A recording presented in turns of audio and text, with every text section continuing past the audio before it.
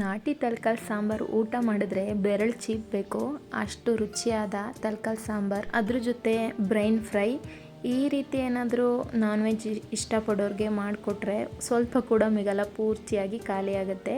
ನಾನಿಲ್ಲಿ ತರಕಾರಿನ ಚೆನ್ನಾಗಿ ತೊಳೆದು ಕ್ಲೀನ್ ಮಾಡಿ ರೆಡಿ ಮಾಡಿ ಇಟ್ಕೊಂಡಿದ್ದೀನಿ. ಈ ಕಡೆ ಒಂದು ಕುಕ್ಕರ್ಗೆ 2 ಟೇಬಲ್ ಸ್ಪೂನ್ ಎಣ್ಣೆ ಸೇರಿಸ್ಕೊಳ್ತಾ ಇದ್ದೀನಿ. ತರಕಾರಿ ಏನಾದರೂ ಕೆಲವೊಂದು ಚರ್ಬಿ ಇರುತ್ತೆ, ಅಂಥದ್ದೇನಾದರೂ ಇದ್ದರೆ ಎಣ್ಣೆ ಸೇರಿಸ್ಕೊಳ್ಳೋದು ಬೇಡ. ಇದು ಸ್ವಲ್ಪ ಅಷ್ಟು ಚರ್ಬಿ ಇಲ್ಲ, ಹಾಗಾಗಿ ಎಣ್ಣೆ ಸೇರಿಸ್ಕೊಂಡು ರೆಡಿ ಮಾಡಿ ಇಟ್ಕೊಂಡಿದ್ನಲ್ಲ ತರಕಾರಿ ಅದನ್ನು ಹಾಕ್ಕೊಳ್ತಾ ಇದ್ದೀನಿ. ಈ ರೀತಿ ಎಣ್ಣೆಯಲ್ಲಿ ಫಸ್ಟು ಈ ತರಕಾರಿನ ಫ್ರೈ ಮಾಡ್ಕೋಬೇಕು. ಆ ರೀತಿ ಮಾಡಿದ್ರೇ ತರಕಾರಿ ಸಾಂಬಾರು ತುಂಬ ಟೇಸ್ಟಿಯಾಗಿ ಬರೋದು. ಮತ್ತು ನಾನಿಲ್ಲಿ ತೊಗೊಂಡಿರೋ ತರಕಾರಿ ತುಂಬ ಬಲ್ತಿರೋ ಅಂಥ ಕುರಿದು, ಹಾಗಾಗಿ ಆ ಕುಕ್ಕರ್ಗೆ ಹಾಕ್ಕೊಳ್ತಾ ಇದ್ದೀನಿ. ಎಳೆ ಮಟನ್ನು ಏನಾದರೂ ನೀವು ತೊಗೊಂಡ್ರೆ ಅದನ್ನು ನೀವು ಓಪನ್ ಪಾತ್ರೆನಲ್ಲೇ ಹಾಗೇ ಮಾಡ್ಕೋಬೋದು. ಈಗ ತರಕಾರಿನೆಲ್ಲ ಸೇರಿಸ್ಕೊಂಡ ನಂತರ ರುಚಿಗೆ ನೋಡಿಕೊಂಡು ಉಪ್ಪು ಹಾಕ್ಕೊಳ್ತಾ ಇದ್ದೀನಿ. ಮತ್ತು ಇನ್ನೊಂದು ಅಂದರೆ ತರಕಾರಿಗೆ ತುಂಬ ಜಾಸ್ತಿ ಉಪ್ಪು ಸೇರ್ಸೋಕ್ಕೆ ಹೋಗಬಾರ್ದು, ಬೇಗ ಉಪ್ಪಾಗ್ಬಿಡುತ್ತೆ. ಯಾಕಂದರೆ ಅದು ಸ್ವಲ್ಪ ಮುಳ್ಳೆ ಥರ ಅಲ್ವಾ, ಉಪ್ಪು ಜಾಸ್ತಿ ತೊಗೊಳ್ಳಲ್ಲ. ಹಾಗಾಗಿ ಕಮ್ಮಿನೇ ಸೇರಿಸ್ಕೊಳ್ಳಿ, ಬೇಕಂದರೆ ರುಚಿ ನೋಡಿಕೊಂಡು ನೀವು ಸೇರಿಸ್ಕೋಬೋದು. ಉಪ್ಪು ಸೇರಿಸಿದ್ಮೇಲೆ ನೀಟಾಗಿ ಮಿಕ್ಸ್ ಮಾಡಿ ಅದನ್ನು ಫ್ರೈ ಆಗೋದಕ್ಕೆ ಬಿಟ್ಬಿಡೋಣ. ಅಷ್ಟರಲ್ಲಿ ಈ ಕಡೆ ಅದಕ್ಕೆ ಮಸಾಲೆಗೆ ಅಂತ ಜಾರಿಗೆ ಒಂದು 3 ಮೀಡಿಯಮ್ ಸೈಜ್ ಈರುಳ್ಳಿನ ಕಟ್ ಮಾಡಿ ಸೇರಿಸ್ಕೊಂಡಿದ್ದೀನಿ. ನೀವು ಸಾಂಬಾರು ಜಾಸ್ತಿ ಮಾಡ್ಕೋಬೇಕು ಅಂದರೆ ಜಾಸ್ತಿ ಈರುಳ್ಳಿ ಸೇರಿಸ್ಕೋಬೋದು, ಕಮ್ಮಿ ಅಂದರೆ ಕಮ್ಮಿ ಸೇರಿಸ್ಕೊಂಡು ಮಾಡ್ಕೋಬೋದು. ನಾನು ತಗೊಂಡಿರೋ ಅಂಥ ಪ್ರಮಾಣಕ್ಕೆ ನಾನಿಲ್ಲಿ 3 ಮೀಡಿಯಮ್ ಸೈಜ್ ಈರುಳ್ಳಿನ ಸೇರಿಸ್ಕೊಂಡಿದ್ದೀನಿ. ಅದ್ರ ಜೊತೆ 2 ಟೇಬಲ್ ಸ್ಪೂನ್ ಶುಂಠಿ ಬೆಳ್ಳುಳ್ಳಿ ಪೇಸ್ಟ್ನ ಹಾಕ್ಕೊಳ್ತಾ ಇದ್ದೀನಿ. ಪೇಸ್ಟ್ ಇಲ್ಲ ಅಂದರೆ ಶುಂಠಿ ಬೆಳ್ಳುಳ್ಳಿನ ಕ್ಲೀನ್ ಮಾಡಿ ಹಾಗೆ ಸೇರಿಸ್ಕೋಬೋದು. ಅದರ ಜೊತೆ 1 ಮುಷ್ಟಿ ಕೊತ್ತಂಬರಿ ಸೊಪ್ಪನ್ನ ಹಾಕ್ಕೊಂಡಿದ್ದೀನಿ. ಖಾರನ್ನು ಈಗಲೇ ಹಾಕ್ಕೊಳ್ತೀನಿ ನಾನು. ಇದು ಮನೆಯಲ್ಲೇ ರೆಡಿ ಮಾಡಿಸ್ಕೊಂಡಿರೋ ಅಂಥ ಧನಿಯಾ ಮೆಣಸಿನ್ಕಾಯಿ ಪುಡಿ 2 ಮಿಕ್ಸ್ ಮಾಡಿ ಇಟ್ಕೊಂಡಿರ್ತೀವಿ ನಾನ್ ವೆಜ್ಗೆ ಅಂತ, ಅದನ್ನು 2 ಟೇಬಲ್ ಸ್ಪೂನ್ ಸೇರಿಸ್ಕೊಳ್ತಾ ಇದ್ದೀನಿ. ಇದು ಖಾರವಾಗಿದೆ, ಹಾಗಾಗಿ ಕಡಿಮೆ ಹಾಕ್ಕೊಂಡಿದ್ದೀನಿ. ಅದರ ಜೊತೆ ಅರ್ಧ ಸ್ಪೂನ್ ಚಕ್ಕೆ ಲವಂಗ ಪೌಡರ್, ಸ್ವಲ್ಪ ಅರಿಶಿಣ ಸೇರಿಸ್ಕೊಂಡು ನೀರು ಹಾಕಿ ನೈಸಾಗಿ ಇದನ್ನು ಗ್ರೈಂಡ್ ಮಾಡ್ಕೋಬೇಕು. ನೀವು ಖಾರ ಎಷ್ಟು ತಿಂತೀರಾ ಅಷ್ಟು ನೋಡಿಕೊಂಡು ಕೂಡ ಸೇರಿಸ್ಕೋಬೋದು. ಇವಾಗ ಮಸಾಲೆ ರೆಡಿಯಾಗಿದೆ. ನಾವು ಮಸಾಲೆ ರೆಡಿ ಮಾಡ್ಕೊಳ್ಳೋ ಅಷ್ಟರಲ್ಲಿ ಈ ಕಡೆ ನೋಡಿ ಎಣ್ಣೆಯಲ್ಲಿ ತರಕಾರಿ ಚೆನ್ನಾಗಿ ಫ್ರೈ ಆಗಿ ನೀರು ಬಿಟ್ಕೊಂಡಿದೆ. ಅದಕ್ಕೆ ಈಗ ರುಬ್ಬಿಟ್ಕೊಂಡಿರೋ ಮಸಾಲೆನ ಹಾಕಿ ನೀರು ಸೇರಿಸ್ಕೊಳ್ತಾ ಇಲ್ಲ, ಹಾಗೇ ಒಂದು 2 ನಿಮಿಷ ಮಸಾಲೆ ಜೊತೆ ಫ್ರೈ ಮಾಡ್ಕೋಬೇಕು. ಈ ರೀತಿ ಮಾಡೋದ್ರಿಂದ ತರಕಾರಿಗೆ ಮಸಾಲೆ ಎಲ್ಲ ಚೆನ್ನಾಗಿ ಹಿಡ್ಕೊಂಡು ರುಚಿಯಾಗಿರುತ್ತೆ. ಯಾವ ಹೋಟೆಲಲ್ಲೂ ಇಷ್ಟು ಕ್ಲೀನಾಗಿ ರುಚಿಯಾಗಿ ಮಾಡ್ಕೊಡೋಕ್ಕೆ ಚಾನ್ಸೇ ಇಲ್ಲ. ಮನೆಯಲ್ಲೇ ತುಂಬ ಈಸಿಯಾಗಿ ಇವಾಗ ಅಡುಗೆ ಕಲಿತಾ ಇರೋರು ಕೂಡ ಈ ವಿಡಿಯೋನ ನೋಡಿಕೊಂಡು ಮಾಡ್ಕೋಬೋದು. ಅಷ್ಟು ಚೆನ್ನಾಗಿರುತ್ತೆ. ಒಂದ್ಸಲ ನೀವು ಈ ರೆಸಿಪಿನ ಟ್ರೈ ಮಾಡಲೇಬೇಕು.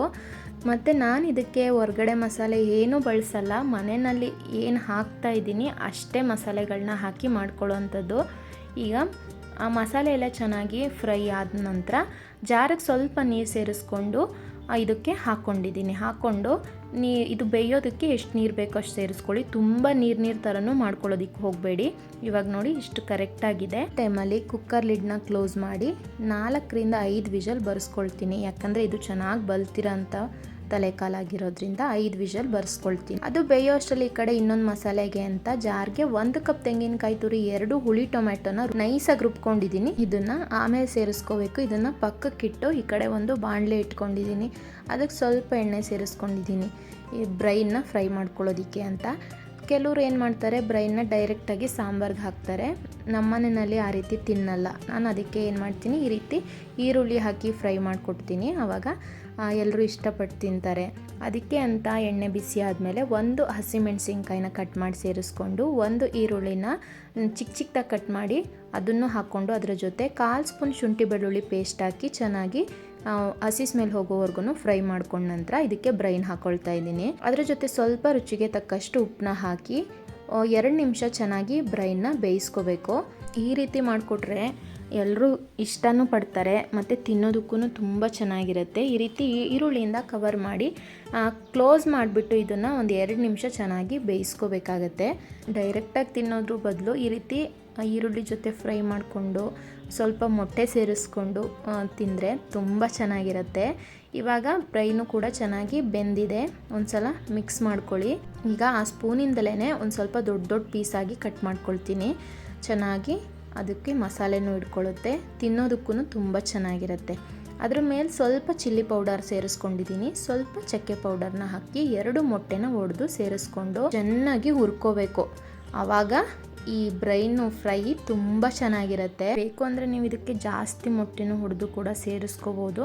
ನಾನಿಲ್ಲಿ 2 ಮೊಟ್ಟೆ ಸೇರಿಸ್ಕೊಂಡಿದ್ದೀನಿ. ಈ ಥರ ಏನಾದರೂ ಮಾಡಿದ್ರೆ ಇದು ಬ್ರೈನ್ ಫ್ರೈ ಅನಿಸುತ್ತೆ, ಮೊಟ್ಟೆ ಫ್ರೈ ಅಂದ್ಕೊಂಡು ತಿಂತಾರೆ, ಅಷ್ಟು ರುಚಿಯಾಗಿರುತ್ತೆ. ಇವಾಗ ನೋಡಿ ಚೆನ್ನಾಗಿ ಫ್ರೈ ಮಾಡ್ಕೊಂಡಿದ್ದೀನಿ, ಮೊಟ್ಟೆನೂ ಚೆನ್ನಾಗಿ ಬೆಂದಿದೆ.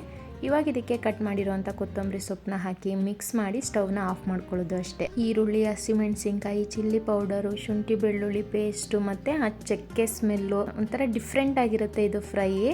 ಈಗ ಫ್ರೈ ರೆಡಿ ಆಗಿದೆ. ಈ ಕಡೆ ಕುಕ್ಕರು ಕೂಗಿ ತಣ್ಣಗಾಗಿದೆ, ಅದನ್ನು ಓಪನ್ ಮಾಡಿ ನೋಡಿ ಮಿಕ್ಸ್ ಮಾಡ್ಕೊಳ್ತಾ ಇದ್ದೀನಿ. ಒಂದು ಪೀಸ್ ತೆಗ್ದ್ಬಿಟ್ಟು ನೋಡಿ ಬೆಂದಿದೆ ಅಂದರೆ ಹಾಗೆ ಕಾಯಿ ರುಬ್ಕೊಂಡಿರ್ತೀವಲ್ಲ ಅದನ್ನು ಹಾಕಿ ಒಂದು 10 ನಿಮಿಷ ಲೋ ಫ್ಲೇಮ್ನಲ್ಲಿ ಬೇಯಿಸ್ಕೊಂಡ್ರೆ ಆಯಿತು. ಬೆಂದಿಲ್ಲ ಅಂದರೆ ಮತ್ತೆ ಇದನ್ನು ಕೂಗಿಸ್ಕೋಬೇಕಾಗತ್ತೆ. ಇವಾಗ ನಾನು ನೋಡ್ತಾ ಇದ್ದೀನಿ ನೋಡಿ, ಸ್ವಲ್ಪ ಕೂಡ ಬೆಂದಿಲ್ಲ, ಅಷ್ಟು ಬಲ್ತಿರೋ ಅಂಥ ತಲೆಕಾಲಾಗಿರೋದ್ರಿಂದ ಸ್ವಲ್ಪ ಜಾಸ್ತಿನೇ ಬೇಯಿಸ್ಕೋಬೇಕಾಗತ್ತೆ. ಮತ್ತು ಎಳೆ ತಲೆಕಾಲು ಕೂಡ ಅಷ್ಟು ರುಚಿ ಬರಲ್ಲ, ಬಲ್ತಿದ್ರೇ ನಾನ್ ವೆಜ್ ತುಂಬ ರುಚಿಯಾಗಿರೋದು. ಇವಾಗ ರುಬ್ಬಿಟ್ಕೊಂಡಿದ್ದೆ ಅಲ್ವಾ, ಆ ಕಾಯಿ ಮಸಾಲೆನ ಸೇರಿಸ್ಕೊಳ್ತಾ ಇದ್ದೀನಿ. ಕಾಯಿನ ನೋಡಿ ಎಷ್ಟು ಕಮ್ಮಿ ಸೇರಿಸ್ಕೊಂಡಿದ್ದೀನಿ. ಈ ಥರ ನಾನ್ ವೆಜ್ ಸಾಂಬಾರಿಗೆಲ್ಲ ಕಾಯಿನ ಎಷ್ಟು ಕಮ್ಮಿ ಸೇರಿಸ್ಕೊಳ್ತೀರಾ ಅಷ್ಟು ಸಾಂಬಾರು ರುಚಿಯಾಗಿ ಬರುತ್ತೆ. ತುಂಬ ಕಾಯಿ ಹಾಕ್ಕೊಂಡ್ರೆ ಏನಾಗುತ್ತೆ, ಸ್ವೀಟ್ ಅನಿಸ್ಬಿಡುತ್ತೆ, ಅಷ್ಟು ಸಾಂಬಾರು ಟೇಸ್ಟ್ ಬರಲ್ಲ. ಕಾಯಿ ಮಸಾಲೆ ಹಾಕಿದ್ಮೇಲೆ ಒಂದು ಕುದಿ ಬಂದ ಮೇಲೆ ಕಟ್ ಮಾಡ್ಕೊಂಡಿರೋ ಅಂಥ ಕೊತ್ತಂಬರಿ ಸೊಪ್ಪು, ಮೆಂತ್ಯ ಸೊಪ್ಪನ್ನ ಸೇರಿಸ್ಕೊಂಡು ರುಚಿ ನೋಡಿಕೊಂಡು ಒಂದು ಸಲ ಮಿಕ್ಸ್ ಮಾಡಿಬಿಟ್ಟು ಕುಕ್ಕರ್ ಲಿಡ್ನ ಕ್ಲೋಸ್ ಮಾಡ್ಕೋಬೇಕು. ಮತ್ತು ನಾನು ಇದನ್ನು 2 ವಿಷಲ್ ಬರೆಸ್ಕೊಳ್ತೀನಿ. ಇವಾಗ ನೋಡಿ ಚೆನ್ನಾಗಿ ತಲೆಕಾಲನ್ನ ಬೇಯಿಸ್ಕೊಂಡಿದ್ದೀನಿ. ಕುಕ್ಕರು ಕೂಡ ಪ್ರೆಷರ್ ಇಳಿದಿದೆ. ಓಪನ್ ಮಾಡಿ ನೋಡ್ತಾ ಇದ್ದೀನಿ ನೋಡಿ, ನೋಡ್ತಾ ಇದ್ರೇ ಬಾಯಲ್ಲಿ ನೀರು ಬರ್ತಾ ಇದೆ. ಯಾವುದೇ ರೀತಿ ಮಟನ್ ಮಸಾಲೆ ಏನೂ ಹಾಕಿಲ್ಲ ಅಂದರೂ ಕೂಡ ಎಷ್ಟು ಘಮ ಅಂತಿರುತ್ತೆ ಅಂದರೆ ಟೇಸ್ಟು ಅಷ್ಟೇ ತುಂಬಾ ಚೆನ್ನಾಗಿರುತ್ತೆ. ಯಾವ ಹೋಟೆಲಲ್ಲೂ ಕೂಡ ಇಷ್ಟು ರುಚಿಯಾಗಿ ಕೊಡಲ್ಲ ಅಂತಲೇ ಹೇಳ್ಬೋದು.